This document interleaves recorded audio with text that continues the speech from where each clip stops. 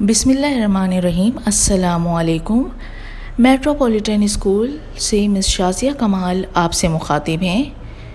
بیٹا اس ہفتے آپ کی اسلامیت کی درسی کتاب میں ہم جس ٹاپک کو ڈسکس کریں گے وہ ہے احادیث مبارکہ 1 تا 5۔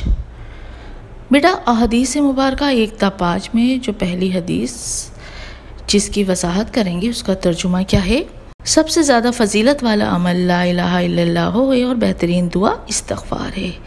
تو سب سے پہلے ہم آ جاتے ہیں اس کے معنی اور مفہوم کی طرف۔ افضل کا مطلب کیا ہے کہ بڑا فضیلت والا، اور استغفار کا مطلب کیا ہے کہ خدا کے آگے اپنے گناہوں کی معافی مانگنا، توبہ کرنا اور اس کی طرف رجوع کرنا۔ بیٹا آپ کی حدیث نمبر 1 جو ہے وہ دراصل وہ 2 حصوں پر مشتمل ہے، جس میں پہلے حصے میں اعمال کی بڑائی اور خدا کی وحدانیت کا ذکر فرمایا گیا ہے۔ تو سب سے پہلے ہم پہلے حصے کی وضاحت کرتے ہیں۔ بیٹا اللہ کی زمین پر بسنے والی مخلوق میں سے انسان کو جس طرح اشرف المخلوقات بنایا گیا ہے تو اس کو یہ درجہ یوں ہی نہیں مل گیا ہے، بلکہ انسانوں میں سے وہ انسان جو دنیا میں اللہ رب العزت کو واحد مانتے ہیں اور کلمہ طیبہ کے جس میں اس کی وحدانیت کا اقرار اس طرح کیا گیا ہے کہ پہلے تمام مشرکانہ افعال سے لا تعلقی کا اظہار کر کے صرف اور صرف اس کو اپنا واحد عبادت کا مرکز بنانا اور پھر اس سے ڈرتے رہنا، اس طرح کہ وہ ہر لمحہ اس کو ہر جگہ دیکھ رہا ہے، سن رہا ہے اور اس سے کوئی چیز کوئی بھی کام جو ہے وہ پوشیدہ نہیں ہے۔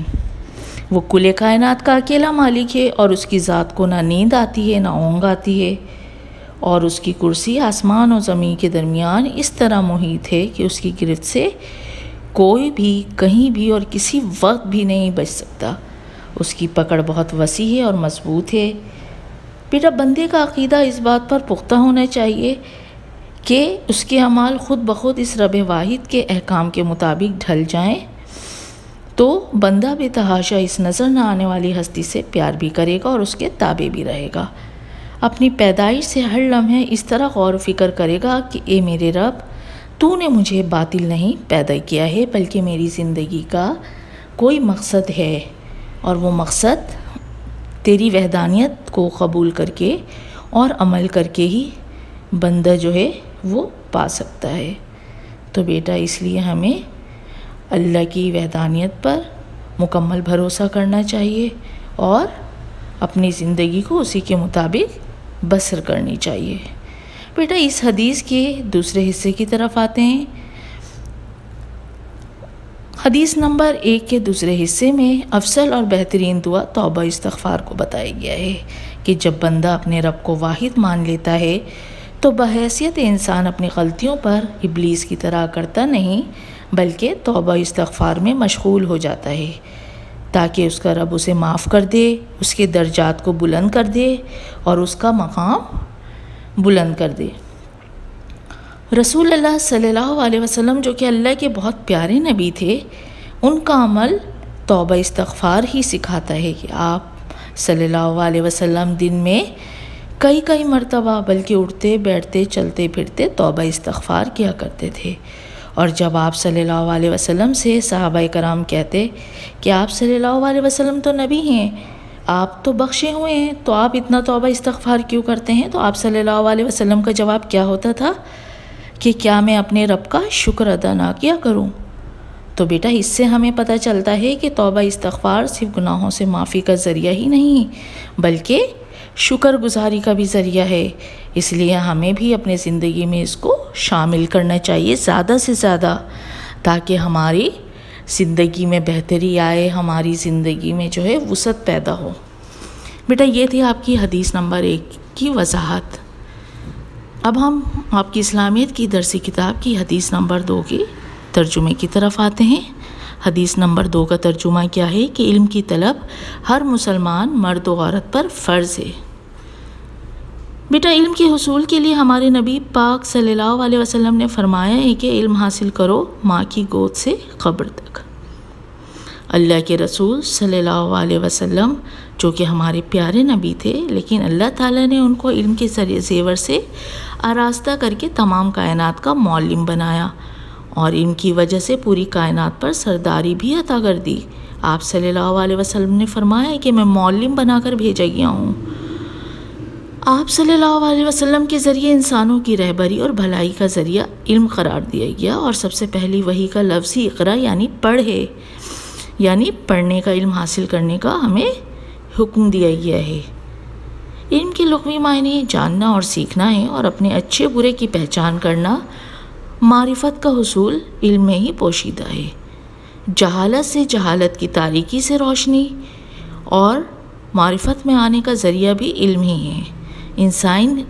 انسان کی پیدائش کا مقصد علم سے ہی ہوتا ہے، اس لیے بیٹا ہمیں حکم دیا گیا ہے کہ علم حاصل کرو، تاکہ سب سے پہلے تم کو اپنی پیدائش کا مقصد معلوم ہو کہ تمہیں کس لیے اس دنیا میں بھیجا گیا ہے، اور پھر اس کائنات کے بنانے والی ہستی کی پہچان ہو، اپنے اچھے برے کا شعور ہو، اور فرائض و نوافل کی آگاہی ہو، حقوق اللہ کی پہچان ہو۔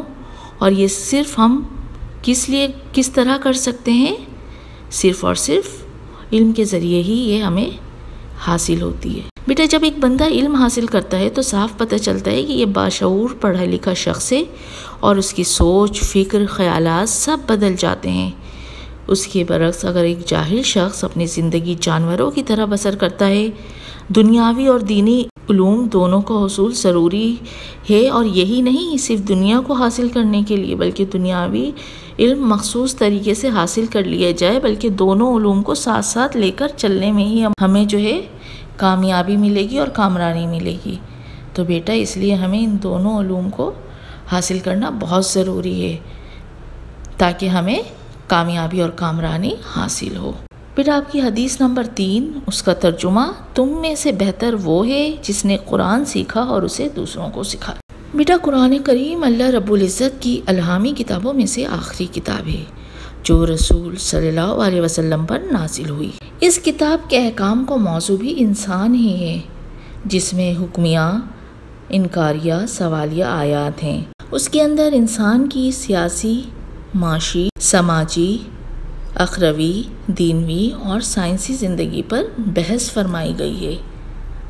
انسان کو انسان کا موضوع بنایا گیا ہے۔ قرآن مجید میں حضرت آدم علیہ السلام سے لے کر قیامت تک کے واقعہ ہونے تک کے حالات ہی نہیں ڈسکس فرمائے گئے ہیں، بلکہ مرنے کے بعد بھی انسان کے ساتھ کیا ہوگا، قیامت کیسے برپا ہوگی، اعمال کا حساب کتاب کیسے ہوگا، مومنین و صالحین اور کے لیے جو جنت تیار کی گئی ہے، مومنین و صالحین کے لیے جو جنت تیار کی گئی ہے وہ کس طرح کی ہوگی، اور ان کو یہ کن اعمال کی وجہ سے ملے گی، ان سب چیزوں کی وضاحت فرمائی گئی ہے۔ اس کے برعکس نافرمانوں، خدا کے باغیوں، سرکشوں، کافروں، منافقوں، منکروں کے لیے جو دوزخ تیار کی گئی ہے وہ کیسی ہے، اور ان کو ان کے کن اعمال کی وجہ سے ملے گی، ان سب چیزوں کی وضاحت فرمائی گئی ہے۔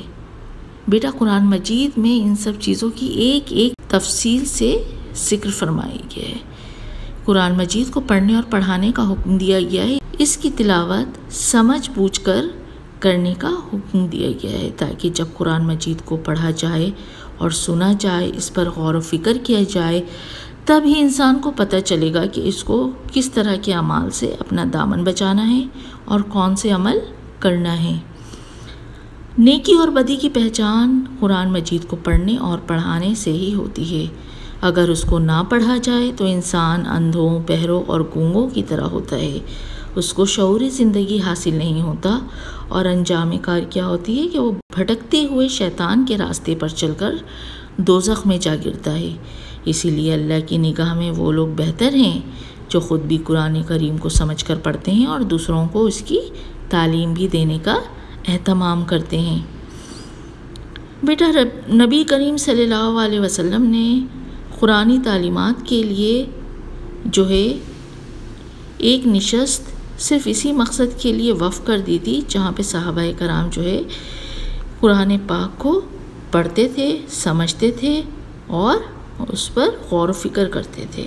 تو بیٹا اس سے یہ بات ہمیں معلوم ہوتی ہے کہ ہمیں جو ہے قرآن مجید کو سمجھ کر سوچ کر کرنا چاہیے تاکہ ہمیں زیادہ سے زیادہ اس کی معلومات مل سکے۔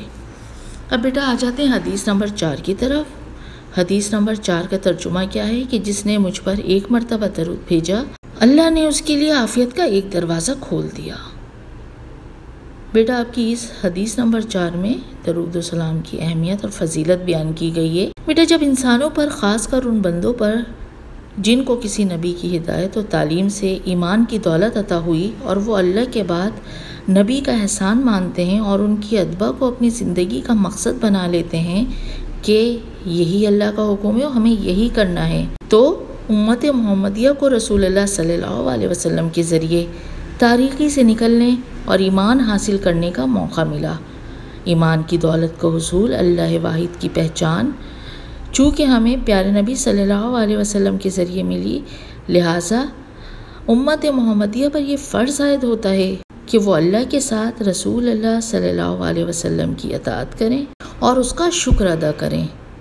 قرآن و حدیث سے یہ بھی ثابت ہوتا ہے کہ اطاعت کرو اللہ کی اور اس کے رسول صلی اللہ علیہ وسلم کی۔ جس طرح اللہ کا حق ہے، کہا ہے کہ اس کی حمد و ثنا کی جائے، اسی طرح محمد صلی اللہ علیہ وسلم کا حق ہے کہ ان کے نام کو سن کر ان پر درود و سلام بھیجا جائے، اور یہ تحفہ ہے حضور صلی اللہ علیہ وسلم کی ذات کو پہنچانے کا۔ بیٹا درود و سلام سے شرک کی جڑ کٹ جاتی ہے، اور اللہ کے بعد سب سے محترم ہستی رسول اللہ صلی اللہ علیہ وسلم کے لیے قرآن مجید میں جگہ جگہ ارشاد فرمایا گیا ہے کہ بے شک اللہ اور اس کے فرشتے درود بھیجتے ہیں نبی اکرم صلی اللہ علیہ وسلم پر۔ اے لوگو جو ایمان لائے ہو، تم بھی درود و سلام بھیجو آپ صلی اللہ علیہ وسلم پر۔ تو بیٹا ہمیں اس چیز کا زیادہ سے زیادہ اہتمام کرنا چاہیے۔ اللہ تعالیٰ نے اپنا اور اپنے فرشتوں کا سلام بھیجنا بتا کر ہمیں حکم دیا ہے کہ اہل ایمان کو کہ وہ بھی آپ صلی اللہ علیہ وسلم پر درود و سلام بھیجا کریں۔ جو شخص رسول اللہ صلی اللہ علیہ وسلم پر درود و سلام بھیجتا ہے وہ اپنے لیے خود عافیت اور رحمت کے دروازے کھلوا لیتا ہے، اور یہ درود و سلام چونکہ محبت رسول صلی اللہ علیہ وسلم کا اظہار بھی ہے، اتباع کی طرف بھی بندہ لگ جاتا ہے، اور اس کی خواہش ہوتی ہے کہ اس کا ساتھ قیامت میں رسول اللہ صلی اللہ علیہ وسلم کے ساتھ ہو، تو عمل بھی سنت کے مطابق ہونے لگتا ہے۔ تو ایسے بندوں کے لیے دنیا اور آخرت میں کامیابی اور کامرانی کے دروازے کھل جاتے ہیں۔ بیٹا نماز میں ہر مسلمان دن میں 5 وقت آپ صلی اللہ علیہ وسلم پر درود و سلام بھیجتا ہے، اور آپ کو پتہ ہے کہ کوئی بھی نماز درود و سلام کے بغیر مکمل ہی نہیں ہوتی، تو اسی سے ہمیں اس کی فضیلت جو ہے وہ پتہ چلتی ہے کہ یہ ہمارے لیے کتنی اہمیت کی حامل ہے۔ حدیث نمبر 5 کا ترجمہ، تم میں سے کوئی شخص مومن نہیں ہو سکتا جب تک کہ اس کی خواہش اس تعلیم کے مطابق نہ ہو جائے جو میں لایا ہوں۔ بیٹا فطرت انسانی میں اللہ تعالیٰ نے نیکی و بدی رکھ دی ہے، اور اس کو اس بات کا شعور عطا کر دیا ہے کہ وہ اس کے مطابق زندگی بسر کرے۔ یعنی زندگی بسر کرے، اس کا کیا مطلب ہے کہ اگر بندہ اللہ اور اس کے رسول صلی اللہ علیہ وسلم اور اس کی تعلیمات کی پیروی کرتا ہے اور اس تعلیم کے مطابق اپنی زندگی بسر کرتا ہے، تو اس کا دل خود بخود گواہی دیتا ہے اور وہ پرسکون رہتا ہے۔ اور اگر حکم ربی کی مخالفت میں اور سنت رسول صلی اللہ علیہ وسلم کی مخالفت میں زندگی بسر کرتا ہے تو زندگی میں بے سکونی اور پریشانی کا شکار رہتا ہے، اور یہی ایمان و کفر کی علامات ہیں۔ بیٹا ایمان کی کیفیت کو محسوس کرنے اور اطمینان قلب حاصل کرنے اور زندگی کو پرسکون گزارنے کے لیے ضروری ہے کہ ہم اپنی خواہشات کو قرآن و سنت کے تابع کر لیں اور اپنی زندگیوں کو اتباع اللہ اور اتباع رسول صلی اللہ علیہ وسلم کا نمونہ بنا لیں، تاکہ ہم میں مومنانہ صفات پیدا ہوں اور اللہ اور اس کے رسول صلی اللہ علیہ وسلم کی ہمیں محبت حاصل ہو، ہمارے اعمال میں نکھار ہو، ہماری زندگیوں میں سکون ہو، اور ہمارے دل میں بھی سکون کی کیفیت پیدا ہو جائے۔ اور یہی بیٹا ایمان کی لذت ہے، اور یہی ہماری کامیابی کا راز ہے کہ ہم کیا کریں، اللہ کی اطاعت کریں اور اس کے رسول کی پیروی کریں۔ بیٹا قرآن مجید میں ارشاد ہے کہ جس نے رسول اللہ صلی اللہ علیہ وسلم کی اطاعت کی اس نے گویا اللہ کی اطاعت کی۔ تو بیٹا یہ جو آپ کی احادیث سے مبارکہ 1 تا 5 میں جو وضاحت کی گئی ہے، ان چیزوں کو ہمیں اپنے زندگی میں شامل کرنا چاہیے، ان پہ عمل کرنا چاہیے، اپنے اعمال میں نکھار لانا چاہیے تاکہ ہمارے کیا ہو، اچھائیوں میں وسعت پیدا ہو۔ بیٹا یہ تھے آپ کی احادیث مبارکہ 1 تا 5 کی وضاحت۔ اب ہم کچھ ضروری ہدایت کی طرف آتے ہیں جو کہ آپ کے مشقی کام کے سلسلے میں ہیں۔ جب آپ کاپی میں اپنے مشقی کام کو اسٹارٹ کریں گے تو سب سے پہلے احادیث مبارکہ 1 تا 5 کا ٹائٹل بنائیں گے، اس کے بعد حدیث 1 تا 5 جو ہے وہ اپنی کاپی میں تحریر کریں گے، اور سب سے پہلے احادیث لکھیں گے اور پھر اس کا ترجمہ تحریر کریں گے۔ اس کی وضاحت ضروری نہیں ہے، صرف احادیث اور اس کا ترجمہ تحریر کرنا ہے۔ بیٹا ہمیں ہر پل اللہ سے دعا مانگنی چاہیے کہ اللہ تعالی ہمیں اپنی رحمت سے سرفراز کرے اور ہمارے علم میں زیادہ سے زیادہ اضافہ ہو۔ آمین۔ السلام علیکم ورحمۃ اللہ وبرکاتہ۔